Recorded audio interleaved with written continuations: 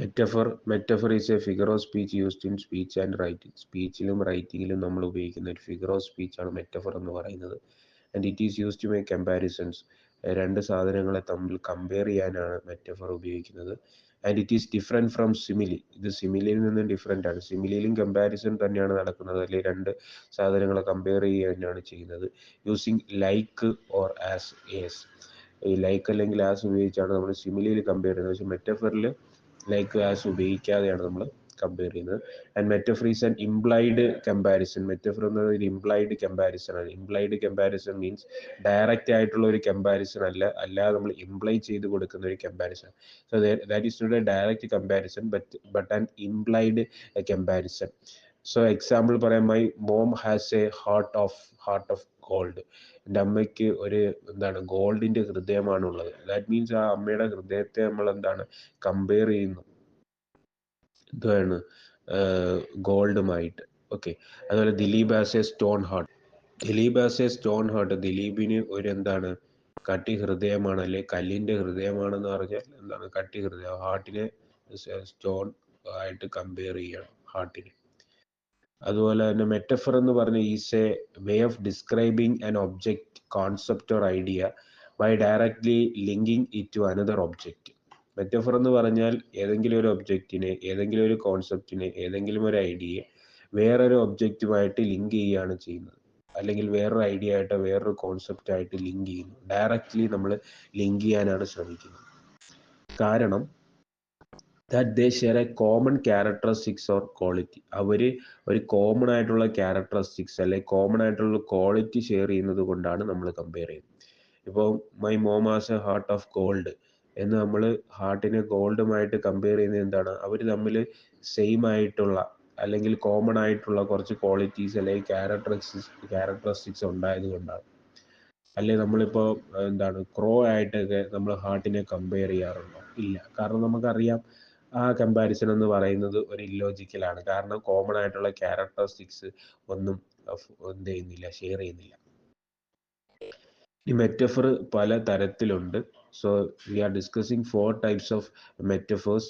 And first one is literal metaphor, A comparison between two unlike things without using like or as.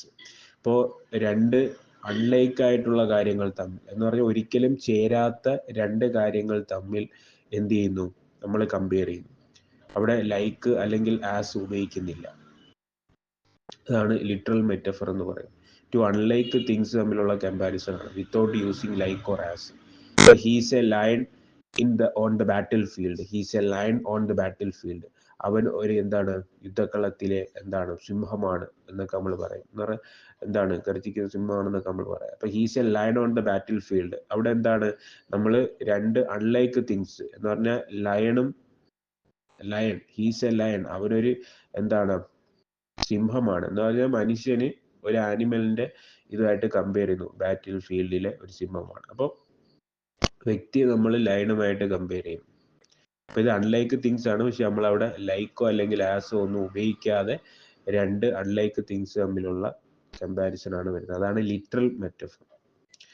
Extended metaphor എന്ന് പറഞ്ഞാൽ metaphor that is extended through A text or conversation. എന്ന് പറഞ്ഞാൽ നമ്മുടെ text അല്ലെങ്കിൽ നമ്മുടെ ആ കോൺവെർസേഷന് അപ്പുറത്തേക്ക് extend ചെയ്ത് പോകുന്നതിനെയാണ് extended metaphor. A metaphor that is extended throughout a text or conversation. ഇപ്പോൾ throughout a text or conversation extend ചെയ്യുന്നെങ്കിൽ മെറ്റഫർ എക്സ്റ്റെൻഡഡ് മെറ്റഫർ എന്ന് പറയും. ഇപ്പോൾ എക്സാമ്പിൾ പറയാൻ, life is a journey, we are all travellers facing ups and downs, twists and turns. Life is a journey. We are all travelers facing ups and downs, twists and turns. ഇതെന്ന് പറയുന്നത് ഒരു extended metaphor ആണ്. Third one is dead metaphor. Dead metaphor എന്ന metaphor that has become so common that its original meaning is lost. ഇപ്പോൾ ഒരു metaphor അത് common ആയിട്ട് വരുന്നത് കാരണം അതിന്റെ ഒറിജിനൽ മീനിങ് ലോസ്റ്റ് ചെയ്യും.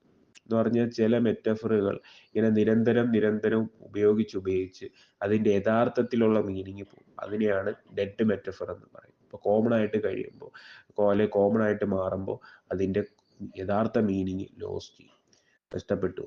The world is a stage. ഇപ്പോൾ the world is a stage എന്ന് പറയുന്നത് അതിൻ്റെ ഒരു എക്സാമ്പിളാണ്. ഷേക്സ്പിയറിൻ്റെ വർക്കായിട്ടുള്ള ആസ് യു ലൈക്ക് ഇറ്റിൽ നിന്നാണ് എടുത്തത്. ആസ് യു ലൈക്ക് ഇറ്റ് എന്ന് പറയുന്നത് ഷേക്സ്പിയറിൻ്റെ വർക്കിലാണ് നമുക്ക് the world is a stage. അപ്പം അതിൻ്റെ ഒറിജിനൽ മീനിങ് ഇങ്ങനെ കോമൺ ആയിട്ട് യൂസ് ചെയ്ത് ഒറിജിനൽ മീനിങ്, ആ മെറ്റഫറിൻ്റെ ഒറിജിനൽ മീനിങ് നഷ്ടപ്പെട്ടു. അങ്ങനെയുള്ള മെറ്റഫറിനെ ഡെഡ് മെറ്റഫർ എന്ന്, ഒറിജിനൽ മീനിങ് നഷ്ടപ്പെട്ട മെറ്റഫറിനെ ഡെഡ് മെറ്റഫർ എന്നാണ് പറയുന്നത്. എക്സ്റ്റെൻഡഡ് മെറ്റഫർ എന്ന് പറഞ്ഞാൽ extended throughout a metaphor that is extended throughout a text or conversation. Literal metaphor എന്ന് പറഞ്ഞാൽ എന്താണ്? രണ്ട് അൺലൈക്ക് ആയിട്ടുള്ള ഒബ്ജക്ട്സിനെ നമ്മൾ കമ്പയർ ചെയ്യുന്നു without using like or has.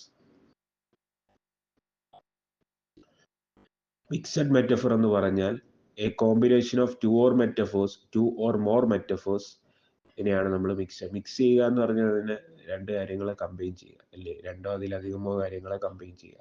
അപ്പോൾ ഇവിടെ ടു ഓർ മോർ മെറ്റഫേഴ്സിനെ കമ്പൈൻ ചെയ്യുന്ന അതിൻ്റെ കോമ്പിനേഷനാണ് അല്ലെങ്കിൽ ബ്ലെൻഡ് ചെയ്യുന്നതാണ് മിക്സഡ് മെറ്റഫർ എന്ന് പറയുന്നത്.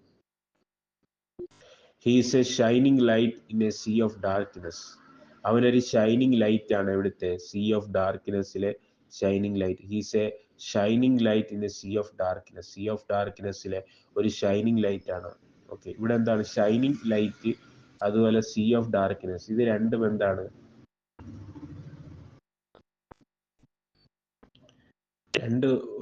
രണ്ടും രണ്ട് മെറ്റഫേഴ്സ് ആണ് അല്ലേ. അപ്പോൾ ഹി എന്ന അവനെ എന്തുമായിട്ട് ഉപയോഗിക്കുന്നു? ഒരു ഷൈനിങ് ലൈറ്റ് ആയിട്ട് ഉപയോഗിക്കുന്നു. എവിടെ? In a sea of darkness. Sea of ഡാർക്ക്നെസ്സിലെ ഷൈനിങ് ലൈറ്റ് ആണ് എന്നാണ് അവന് വിശേഷിപ്പിച്ചത്. Shining light in a sea of darkness എന്ന് പറയും. അപ്പോൾ അവിടെ കോമ്പിനേഷൻ ഓഫ് ടു മെറ്റഫേഴ്സ് കാണാം. അപ്പോൾ combination of two or more metaphors ആണ് മിക്സഡ് മെറ്റഫർ എന്ന് പറയുന്നത്. ഇനി മെറ്റഫേഴ്സിന്റെ ഫങ്ഷൻസ്, എന്തൊക്കെ ഫങ്ഷൻസ് ആണ് മെറ്റഫേഴ്സിനുള്ളത്? Creating vivid imagery. So metaphors help to create powerful and evocative images in the reader's mind. അപ്പോൾ മെറ്റഫർ പവർഫുൾ ആയിട്ടുള്ള അല്ലെങ്കിൽ ഭയങ്കര ഇവോക്കേറ്റീവ് ആയിട്ടുള്ള ഇമേജസ് ആണ് റീഡറിന്റെ മനസ്സിൽ കൊണ്ടുവരുന്നത്. അപ്പോൾ റീഡറിന്റെ മനസ്സിൽ, വായനക്കാരൻ്റെ ഭയങ്കര ഡീപ്പായിട്ടുള്ള പവർഫുൾ ആയിട്ടുള്ള പല പല ഇമേജസും ഒക്കെയാണ് എന്ത് കൊണ്ടുവരുന്നത്? ഈ മെറ്റഫേഴ്സ് കൊണ്ടുവരുന്നത്. അപ്പോൾ നമ്മൾ തന്നെ my mom as A heart of gold എന്ന് വായിക്കുമ്പോൾ നമ്മുടെ മനസ്സിൽ പല പല തരത്തിലുള്ള ഇമേജസ് വന്നു. അപ്പോൾ അതാണ് creating vivid imagery. Conveying complex ideas, complex ആയിട്ടുള്ള ഐഡിയാസ് കൺവേ ചെയ്യുക. Metaphors can simplify complex concept by relating them to more familiar ideas. അപ്പോൾ കോംപ്ലക്സ് ആയിട്ടുള്ള ഐഡിയാസ് കൺവേ ചെയ്യുക എന്ന് പറഞ്ഞു കഴിഞ്ഞാൽ മെറ്റഫേഴ്സിന് എന്ത് ചെയ്യാൻ പറ്റും? കോംപ്ലക്സ് ആയിട്ടുള്ള കോൺസെപ്റ്റുകളെ സിംപ്ലിഫൈ ചെയ്യാൻ പറ്റും, ചെറുതാക്കാൻ പറ്റും. By relating them to more familiar ideas. അതിനെ ഫെമിലിയർ ആയിട്ട് നമുക്ക് പരിചിതമായിട്ടുള്ള ഐഡിയാസുമായിട്ട് റിലേറ്റ് ചെയ്ത് കോംപ്ലക്സ് ആയിട്ടുള്ള കോൺസെപ്റ്റുകളെ സിംപ്ലിഫൈ ചെയ്യാൻ എന്തിന് സാധിക്കുന്നു? മെറ്റഫേഴ്സിന് സാധിക്കും, സിംപ്ലിഫൈ ചെയ്യാൻ സാധിക്കുന്നു കോംപ്ലക്സ് ഐഡിയാസിന് അല്ലെ കോൺസെപ്റ്റുകൾ. Establishing tone and atmosphere. Metaphors can contribute to the overall mood and tone of a text. ഇപ്പം മെറ്റഫേഴ്സിന് എന്തിലേക്ക് കോൺട്രിബ്യൂട്ട് ചെയ്യാൻ പറ്റും? ഓവറോൾ ആയിട്ടുള്ള മൂഡിലേക്ക് അല്ലെങ്കിൽ ടോണിലേക്ക് എന്ത് ചെയ്യാൻ പറ്റും? കോൺട്രിബ്യൂട്ട് ചെയ്യാൻ പറ്റും. ഓവറോൾ മൊത്തത്തിലുള്ള ഒരു മൂഡ് അല്ലെങ്കിൽ ടോണിലേക്ക് കോൺട്രിബ്യൂട്ട് ചെയ്യാൻ മെറ്റഫേഴ്സിന് സാധിക്കും.